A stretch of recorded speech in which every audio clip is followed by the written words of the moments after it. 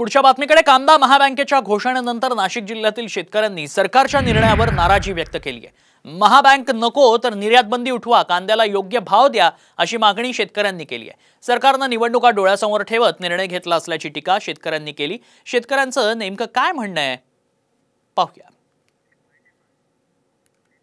मुळामध्ये सरकारकडे वेळ आहे का? आता 2 महिन्यामध्ये आचारसंहिता लागतील, यांना निवडणुकीला सामोरं जायचंय। आधीच कांद्याचा जो दर वर्षभर मिळाला नाही, कुठंतरी 1 महिन्याभरापूर्वी कांद्याच्या दरात थोडीशी 3000 पेक्षा अधिक दर मिळायला सुरुवात झाली। शेतकऱ्यांना अपेक्षा होती की हाच दर आता 4000 5000 क्विंटल भेटेल, ज्याच्यामध्ये शेतकऱ्यांचा मागच्या काळातलं झालेलं नुकसान भरून निघेल। हे जे आणलं ना, हे काही शेतकऱ्याच्या फायद्याचं नाही आहे।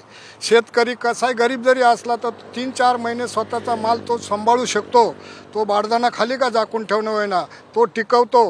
हे सरकार आहे ना, यांनी फक्त आम्हाला शेतकऱ्याला भाव द्यावं। आता कुठून तरी 3000 रुपयापर्यंत गेला होता, तर त्याच्यात लगेच 200-300 रुपये भाव कमी करून टाकला त्या कांद्याचा।